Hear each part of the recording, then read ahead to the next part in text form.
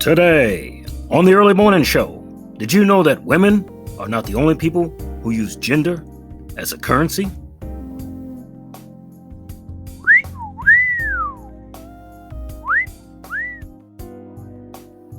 Let's cue the rooster and get this show started.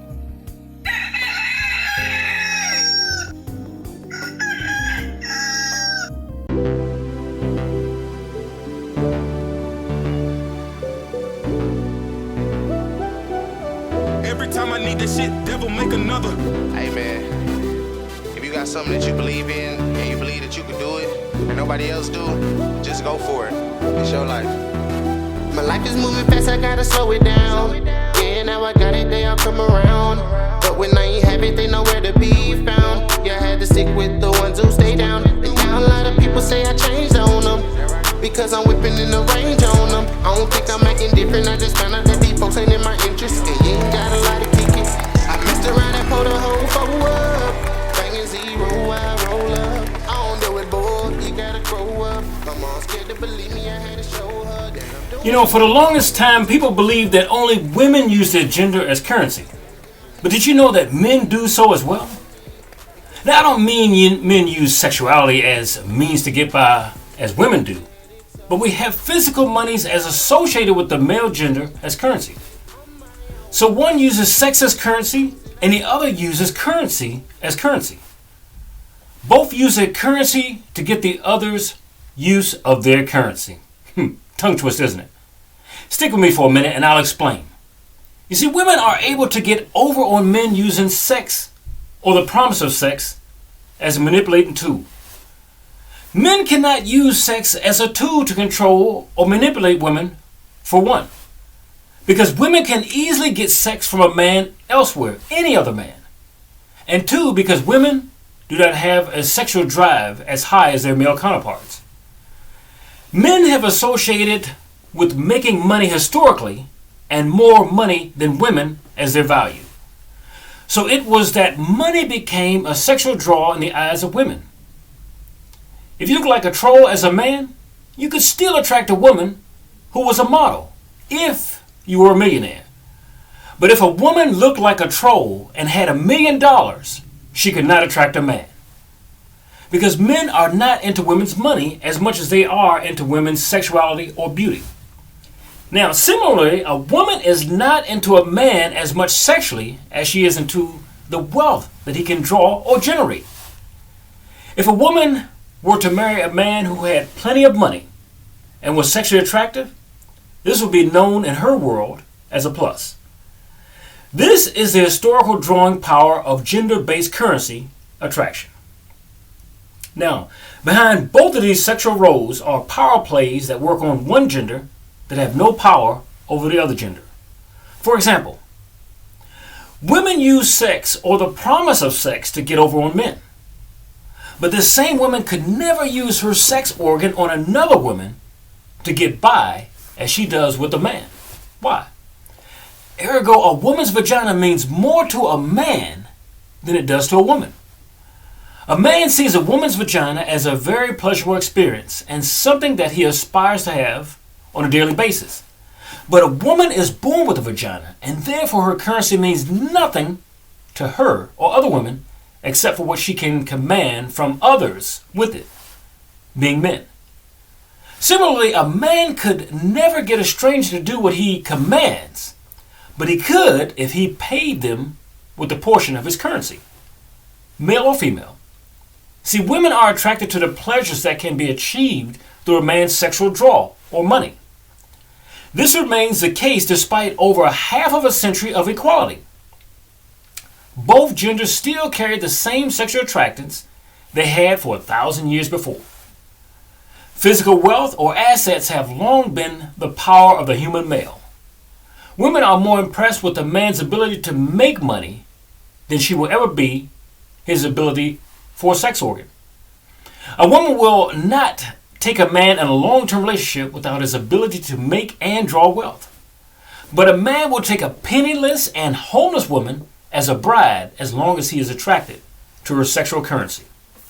Now, since wealth and income are a man's sexual currency for a woman, it stands to reason that money does not faze men as much as woman's vagina does not faze her. Both sexual draws are a source of power that neither wants to be without. So a woman can't be without her power of sex, and a man can be without his power as money. In fact, I believe that when a woman tries to strip a man of his wealth or influence, it's because she is trying to take down his sexual currency in the marketplace of life. Wives and girlfriends alike that leave men destitute are hurting his sexual value in the eyes of other women that will follow her. This type of crime would be equivalent to a man damaging a woman's face before leaving a relationship and leaving her sexual marketplace value damaged. He would have taken her sexual value down in a relationship marketplace for sure. Now, at the beginning of any young man's relationship, he will attempt to reel in and attract a woman by parading his new car or spending on her heavily in the beginning of that relationship.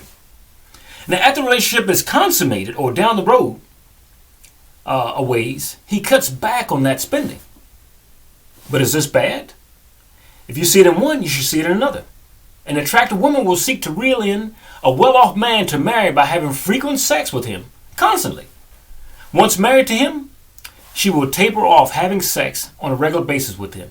She already has him, just like he already had her.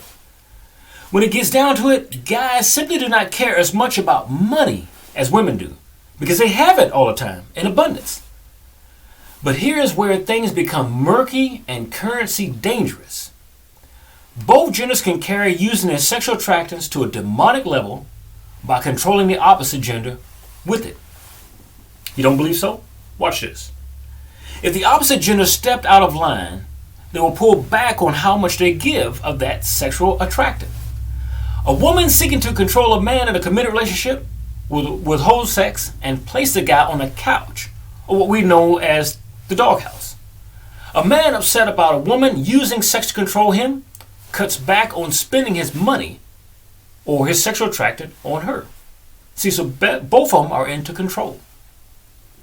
Now, the only difference today, as it was 100 years ago, is that a man can get in trouble by doing this where his woman cannot. So if he holds back on sex, that's called abuse. But if she holds back on sex, that's not. But there's another dangerous level that takes misusing gender to an arrestable level of controlling behaviors.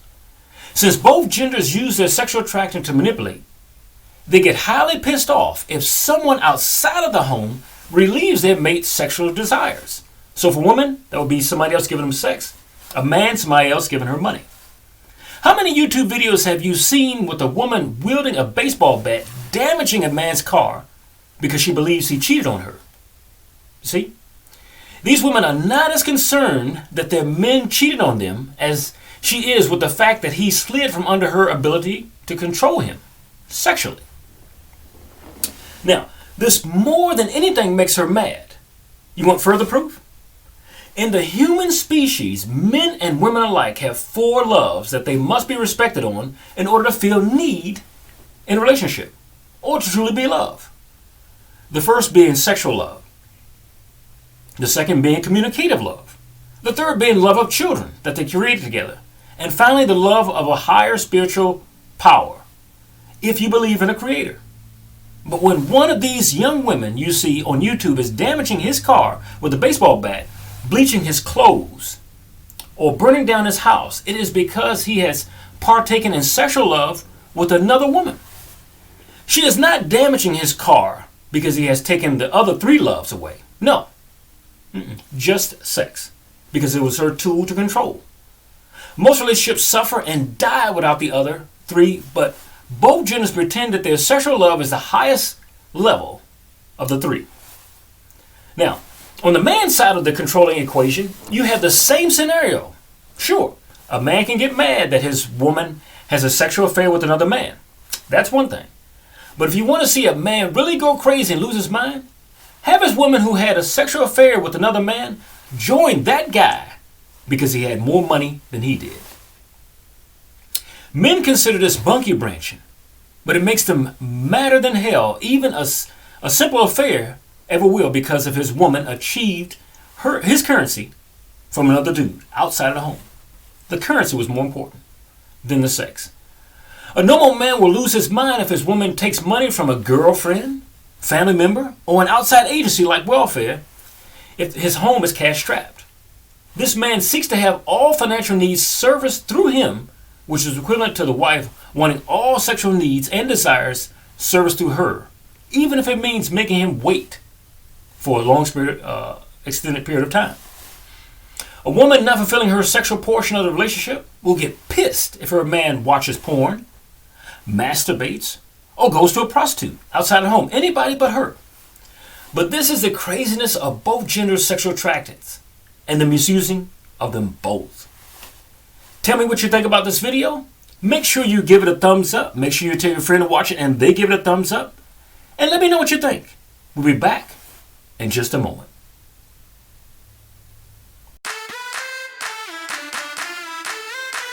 It's 5 o'clock on a planet somewhere, and we're about to get our drink on. Welcome to the Man's Bartender. Today on the Man's Bartender, we make my favorite drink, Jungle Booty.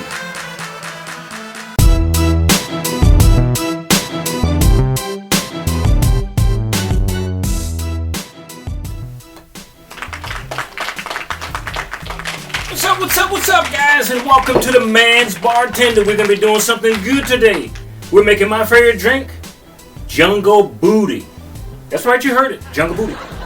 We're going to use what you can use for a champagne glass, you can use for a wine glass.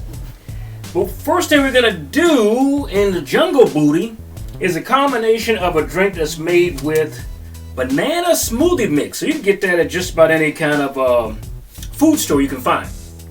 So you need some banana smoothie mix. You're going to need some milk. You're going to need some ice. You're going to need some mixed fruit. And they actually sell that, pre-cut today. You can get it that way. And you need some Beefeater dry gin. Okay? We're going to mix all that stuff up, and it's great. But the first thing we're going to do is we're going to put the fruit in that glass. So we mix it evenly. Watermelon is always part of this particular drink. And like I said, we try to do that evenly. If you want to scam somebody, we can do that later. Alright, so we'll put a couple of strawberries cut down in there. Same over here. Just a piece of pineapple, that's all we need. We don't need a lot. Now, one thing about alcohol gets absorbed into any kind of fruit that you can put in those glasses. So after you finish drinking it, the fruit is the one that absorbs the most of alcohol. So you can enjoy that. We got red grapes, we got the darker grapes, we have the green grapes. Oops, look at that. That's old school. Stole from one, had to give it to the other. Okay, so we all mixed with that. We're fine with that. We don't need any more of that. Move that out the way. Now, the next thing we want to do is we want to put that ice in that barrel shaker. Take the lid off. And the only thing negative about barrel shakers, they get stuff very cold very fast. It's sort of like a Freon. If you do an air conditioner, the more you spin it, the colder the something gets, right? So barrel shakers the same way. When you put the ice down in there and you shake that up, it becomes just about frozen. Sometimes you can't get the cap off. But we're going to see what happens today. So what we're going to do, we're going to put some ice at the bottom of that. Okay? We don't want to come anywhere close to, I'd say about the middle, because any more than that would be too much. You can't shake up anything because you won't have any room left. Now, because of that banana smoothie mix is a powder, you don't want to put that in there first because it'll freeze to the ice. We want to go ahead and put the gin in there. So we need, for this particular recipe, we're going to need about 4 ounces. Okay, this top portion of the cup is 2.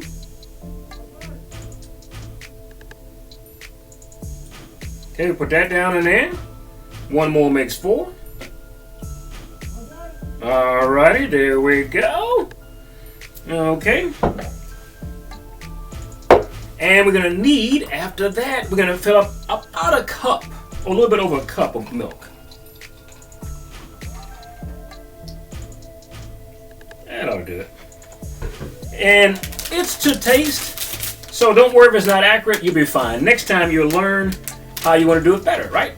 So I used to have these all the time because we used to be in an industry where we would mix these powders, and these powders are pretty good. If you like a banana smoothie mix, these powders are pretty good. They may not be good to open as easily, but they are pretty good.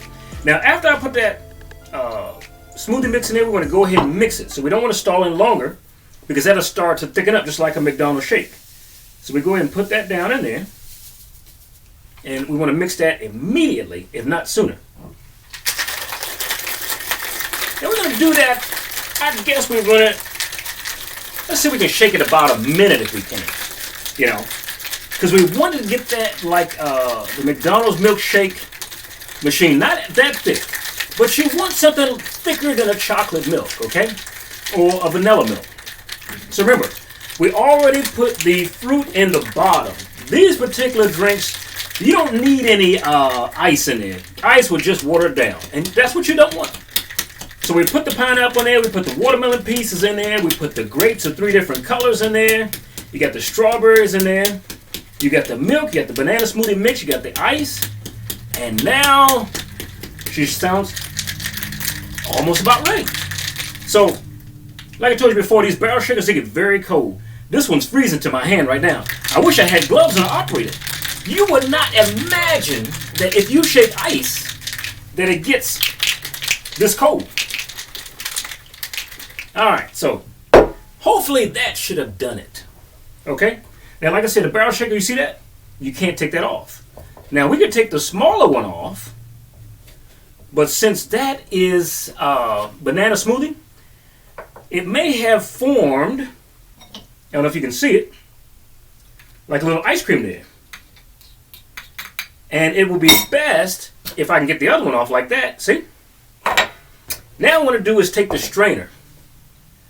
Barrel shakers, if you get the entire kit, the strainer comes with it. Take the strainer, that spring goes around the container, like that. And we're going to go ahead and make sure you have guests over. Have fun with this. You see that? That's one. That be 2. And you always got those guests, right? You get more to here than you do mine. Okay. A little bit more there, a little bit more there. And we have it.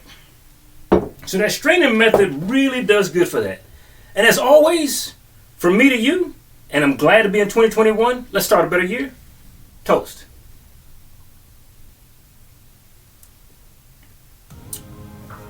You drink that, you may not never go back from a McDonald's shake again.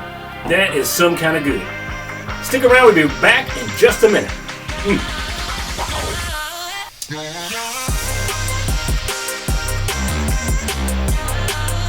I hope to see you back next time on The Man's Bartender. Join me each week, and we're going to be making some great drinks, some crazy drinks, and stuff that you prepare for your friends at a party where it looks like you've been a bartender for a long time. Thank you for watching M&N. Tomorrow on the Early Morning Show, absentee fatherhood, why boys have a hole where their heart should be. Don't miss it. Today on The Man's Kitchen, we're doing eggs in a basket. If you've never had them before, you'll enjoy it. Come on, let's go do it.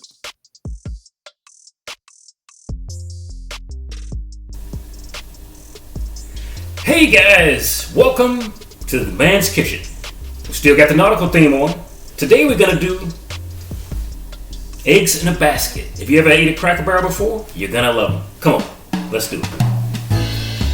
Okay, the first thing we need to start with is we need 2 pieces of white bread, or wheat if you prefer. Make sure it's not that thin bread. Thin bread won't do for this exercise, so it's gotta be about a medium width like that. Not too thick like the Texas toast. So eggs in a basket, what you have is a hole cut in the middle of the bread using a glass. So there are different diameters of the glass.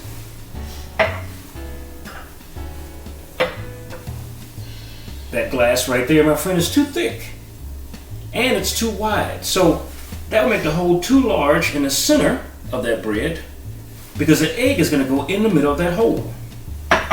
This one is about the same diameter, but it's too thin and would damage the bread. This one is about right, okay? So if I put in the center, that hole. Now when you also do this,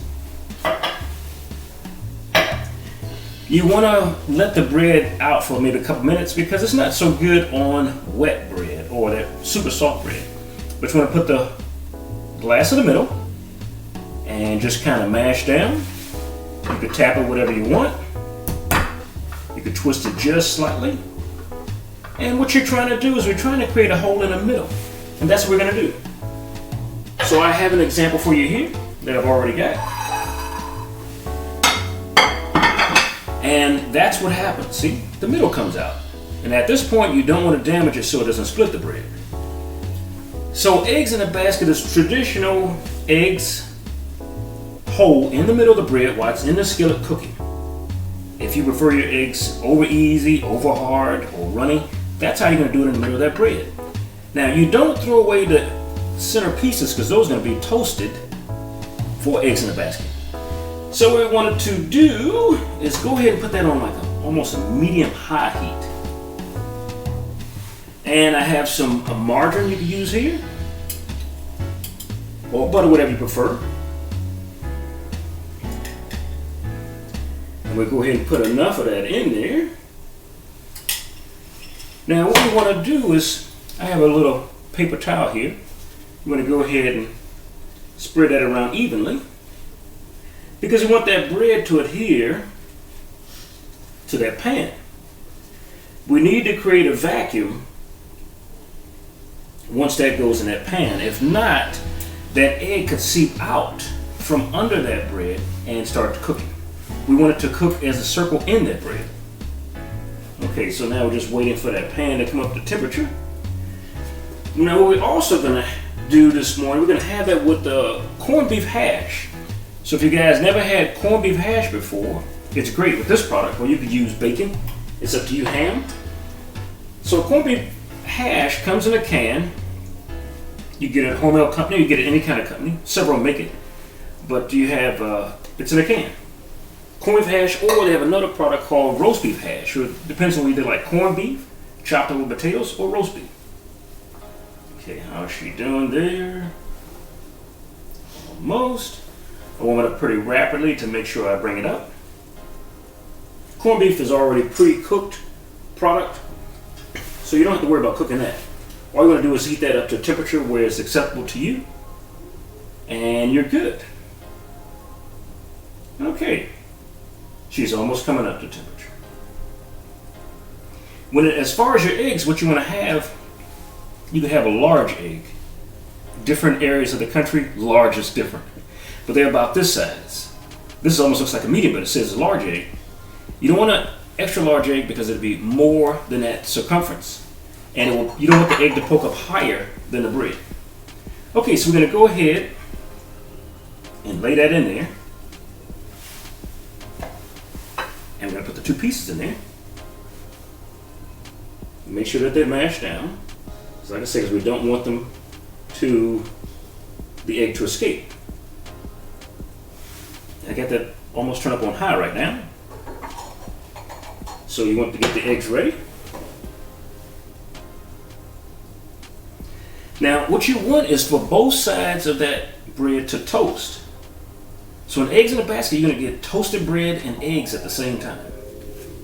It's like a 2-for-1. I can take a look at it. Alright, so now I might want to get it up a little bit higher to where I want it. And if I don't want to raise these up, I can also check on the toasted pieces. But we definitely want it to be able to brown itself. Okay, so it looks almost pretty good right now. And like I said before, you have some ovens that are different, some that have high points and low points, and you may cook in different ways. Okay, that's one.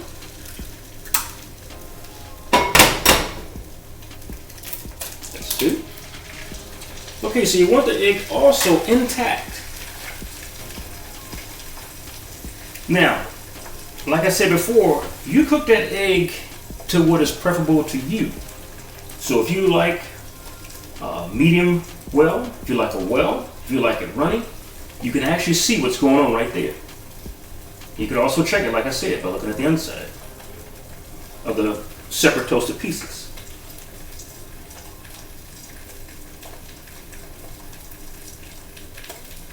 So we're right now with the process of washing it, or washing paint dry. Look at that egg dancing. Can you see that?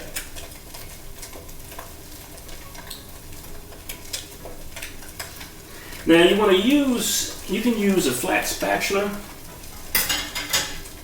or you could use a plastic spatula that's heat resistant, but you want to get under there without damaging the egg and having it run out on you, because otherwise you can start all over again. I'm still checking. Slightly brown.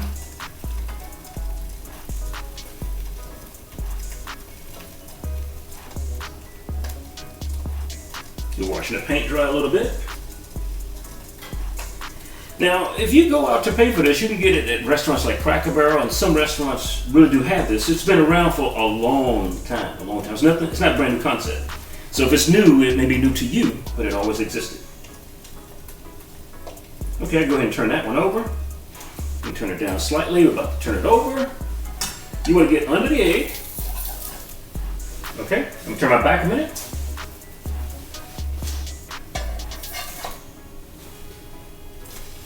See that? Now we can see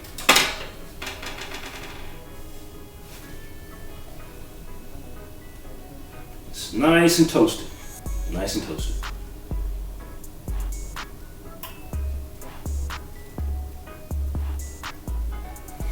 So what we're going to do is we're going to go ahead and put a little bit of that corned beef hash on that plate. So when I show you these dishes, when you have family over, your friends over, you want to impress somebody. I don't care if it's your girlfriend, if it's your wife. This is how you do it. Say, look, I'm cooking eggs in a basket. What do you expect? I can touch the center to see how I want it. I like mine nice and runny.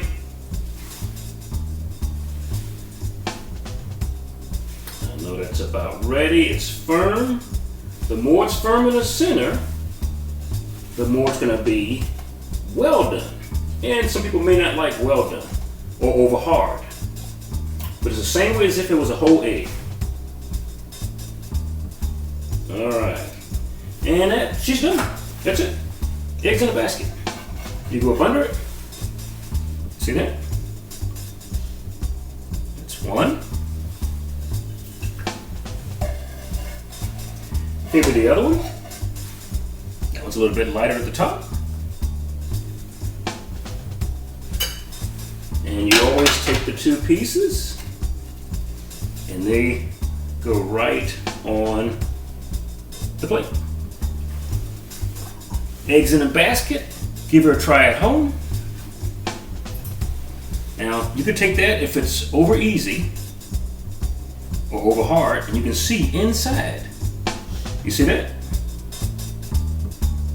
Just the way I like it. You guys have a great day. We'll be back in just a minute, right after I eat this. Enjoy.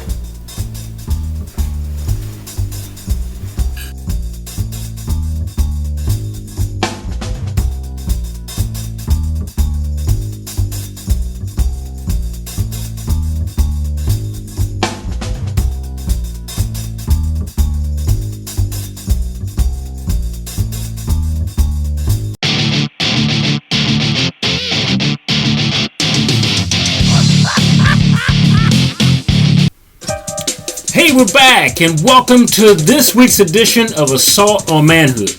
We got a juicy story for you. It comes out of Apache Junction, and I'll read it for you. Police investigating an arson discovered video evidence linking the suspect to an assault. On April 5th, the Apache Junction Police Department responded to 1617 North Armwood Drive in reference to suspected arson of a trailer home. Before it was over, police obtained a video recording showing the lead arson suspect stabbing her baby daddy months earlier in a fit of jealousy. Through investigations, officers determined that the fire was likely set by Megan Kenyon, 22, of Apache Junction. When interviewed, Kenyon told police she was home the night of the fire and denied involvement. This beautiful woman right here. But police quickly located video surveillance footage at Circle K store, providing that she was out at the time of the blaze. One video shows Megan Kenyon buying $5 of gas and filling a small gas can. An officer wrote in the probable cause statement. Now, the officer also found testimony from another woman saying that she gave Kenyon a ride to the trailer park that evening, and Megan exited the vehicle with the torch and the gas can. Megan was gone a couple of minutes, she says, and then came back to the vehicle in a hurry and told her to leave. That was in the report.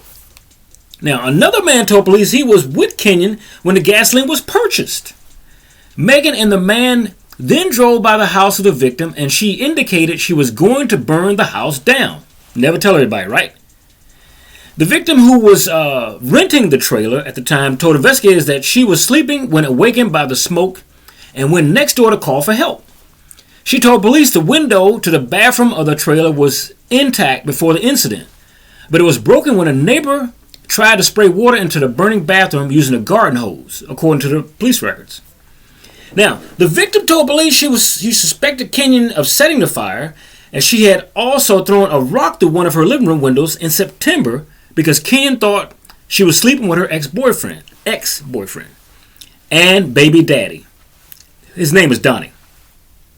Now, the feud between the two women was apparently re-sparked on April the 1st of last year, when both women were going through the same substance abuse program, according to investigators. This is a winning case so far, isn't it?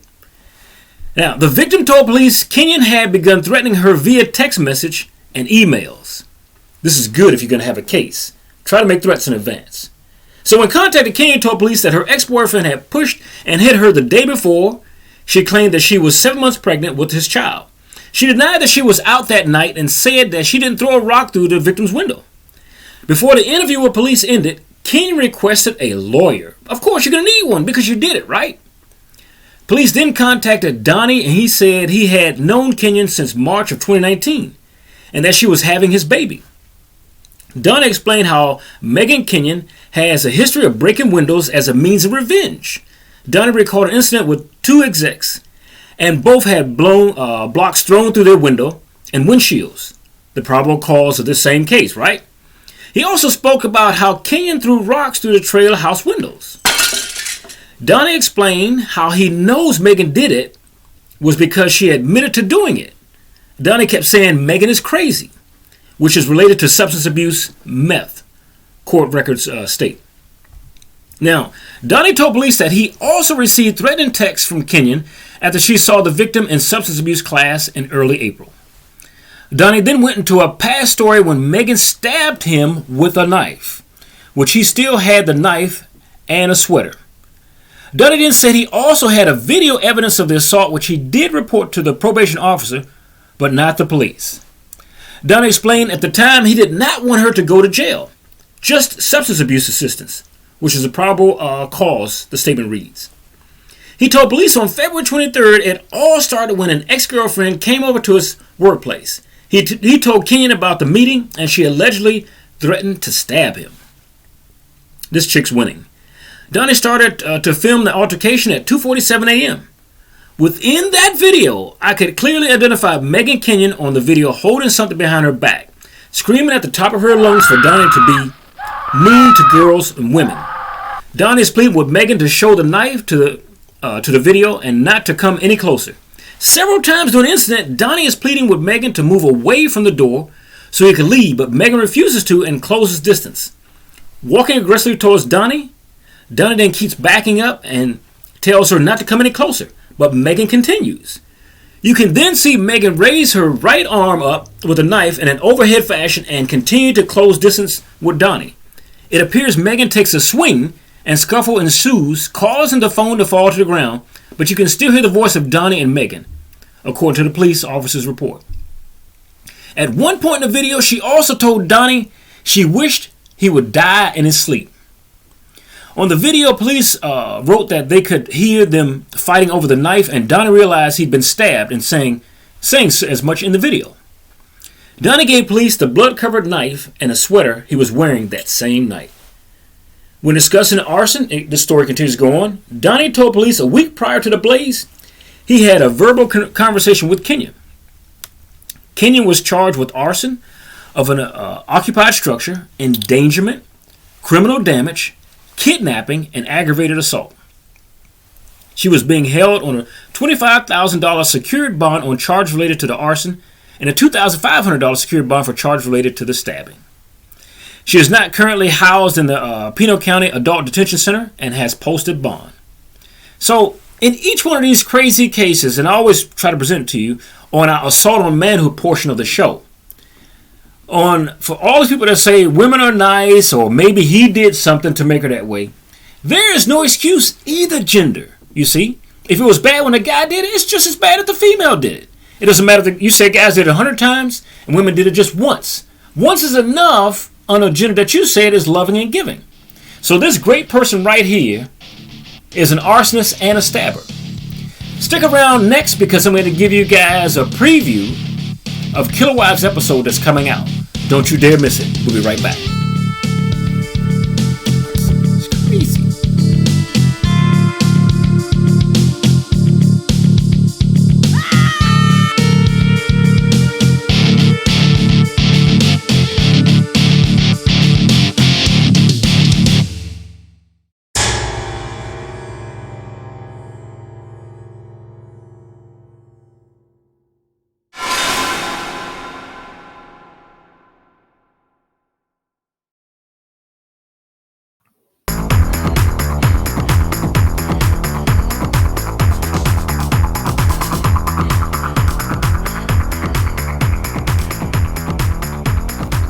And now we bring you Killer Wives, Episode 9, Paralysis.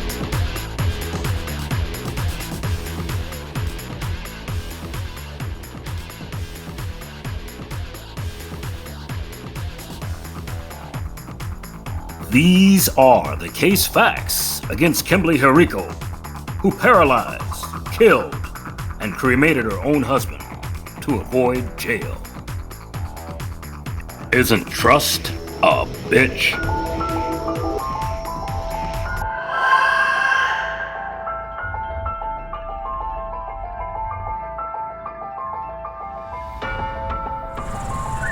Talbot County, Maryland. Famous for the longest shoreline in the United States. The birthplace of former slave Frederick Douglass. And the murder of one Mr. Steve Herrico.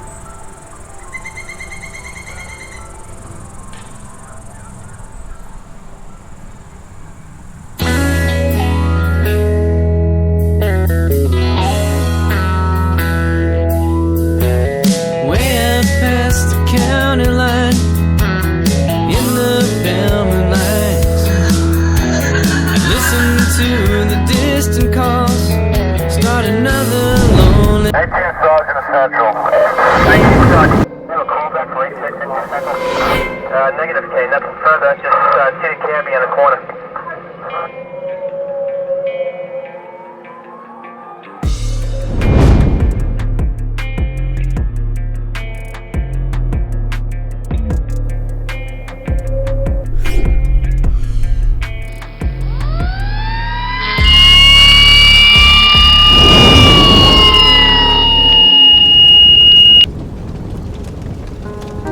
Kimberly Herrico will recant to police how she was unable to reach her husband Steve through the flames of the fire. His charred remains would be discovered in that once shared romantic cottage. Ultimately, Mrs. Herrico would have trouble explaining to investigators where she was over the last 2 hours of her husband being in that cabin.